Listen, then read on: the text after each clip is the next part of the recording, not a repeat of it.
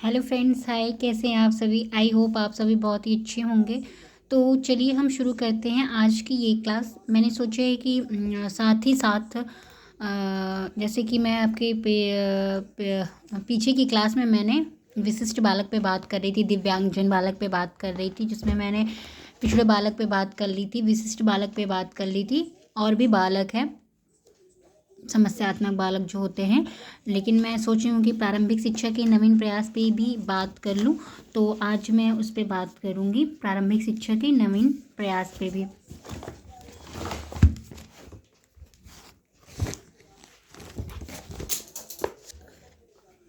प्रारंभिक शिक्षा के नवीन प्रयास पे भी बात करते हैं। तो प्रारंभिक शिक्षा के नवीन प्रयास में हम देखेंगे प्रारंभिक शिक्षा के सार्वभौमिक हेतु। प्रारंभिक शिक्षा के सार्वभौमिकरण हेतु संवैधानिक प्रावधान एवं प्रतिबद्धताएं। प्रारंभिक शिक्षा के सार्वभौमिकरण के लिए संवैधानिक प्रावधान की भी व्यवस्था की गई है, जैसे कि संविधान के अनुच्छेद 21(a) के अंतर्गत राज्य को 6 से 14 वर्ष तक के सभी बच्चों को निःशुल्क तथा अनिवार्य शिक्षा उपलब्ध करानी होगी। यह राज्य द्वारा निर्धारित कानून के अंतर्गत होगा। क्या कहता है हमारा संविधान का अनुच्छेद 21(a) कि 6 से 14 वर्ष तक के सभी बच्चों को निःशुल्क और अनिवार्य शिक्षा उपलब्ध करानी है। यह राज्य द्वारा निर्धारित होता है। जैसा कि आप सभी जानते हैं कि हमारे यहाँ जो प्राथमिक विद्यालय होता है वो इसी के तहत बना हुआ है। अनुच्छेद 29(2) के अंतर्गत राज्य द्वारा पोषित या राज्य विधि में सहायता प्राप्त करने वाली किसी शिक्षा संस्थान में किसी नागरिक को केवल धर्म, जाति, प्रजाति, भाषा या इनमें से किसी के आधार पर प्रवेश देने से नहीं रोका जाएगा। यानी कि अनुच्छेद 29(2) ये कहता है कि किसी भी बालक को कि उनके धर्म पे, जाति पे या मतलब इन सब पे नहीं रोका जा सकता, या भाषा के आधार पे उन्हें नहीं रोका जा सकता प्रवेश लेने से, मतलब विभेद नहीं किया जा सकता है। अनुच्छेद 45 के अंतर्गत राज्य के इस संविधान के लागू होने के समय से 10 वर्ष के अंतर्गत सभी बच्चों के लिए जब तक वे 14 वर्ष के नहीं हो जाते निःशुल्क तथा शिक्षा प्रदान करने का प्रयास करेगी। राज्य सरकार प्रदान करती है 6 से 14 वर्ष तक के बच्चों को क्या करती है? निःशुल्क और अनिवार्य शिक्षा प्रदान करती है। किसके अंतर्गत? तो आर्टिकल 45 के अंतर्गत। अब हमारे बाल अधिकार क्या हैं, चाइल्ड राइट्स क्या हैं कि संयुक्त राष्ट्र संघ यानी कि यूनियन नेशनल ऑर्गेनाइजेशन ने मानव अधिकारों की सार्वजनिक घोषणा में 10 दिसंबर 1950 को सभी देशों को याद दिलाया कि प्रत्येक बालक बालिका को शिक्षा प्राप्त करने का अधिकार है तथा शिक्षा को प्रारंभिक स्तर पर निःशुल्क होना चाहिए। क्या बोला इन्होंने? जो हमारा संयुक्त राष्ट्र संघ है उन्होंने क्या बोला है कि 6 से 14 वर्ष तक के बच्चों को प्रारंभिक शिक्षा जो है वो प्रारंभिक स्तर की शिक्षा जो है निःशुल्क होनी चाहिए। और सेकेंड पॉइंट ये है कि बालकों को श्रम का प्रतिषेध एवं उनको प्रदत्त संवैधानिक प्रत्याभूतियों के में संविधान का अनुच्छेद 14, 15, 3, 21, 24, 39 अंगा एवं 39, 41, 45 एवं 46 विशेष महत्वपूर्ण है। उन्होंने क्या कहा कि बालकों से जो श्रम कराया जाता है उस पर रोक लगाना है।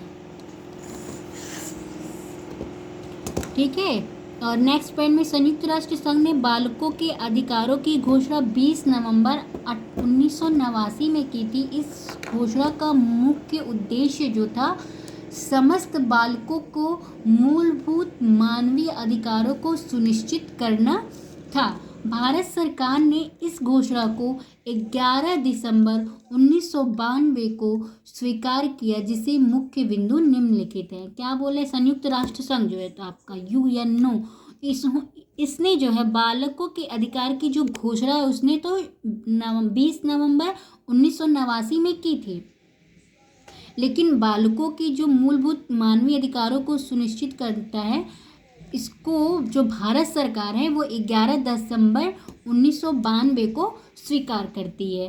ठीक है, जो कि क्या है कि बच्चों के जन्म के तुरंत बाद पंजीकरण और राष्ट्रीयता प्राप्त करने का अधिकार, बच्चों को माता पिता की इच्छा के विरुद्ध अलग न करना, बच्चों के अपहरण, क्रय विक्रय एवं व्यापार को रोकने के लिए राष्ट्र द्वारा कानून बनाना। 3 पॉइंट्स। 4 पॉइंट्स ये माता पिता तथा परिवार से पुनः एकीकरण और संबंध बनाए रखने का अधिकार। 5th पॉइंट, बच्चों को नशीले द्रव्यों का प्रयोग करने से रोकना। 6 पॉइंट, जहां गोद लेने की मान्यता है वहां बच्चों के हित को ध्यान में रखना। 7 पॉइंट, लैंगिक शोषण से बचना। 8 पॉइंट, बच्चों को आर्थिक, शारीरिक, मानसिक तथा नैतिक दृष्टि से शोषण से बचाना।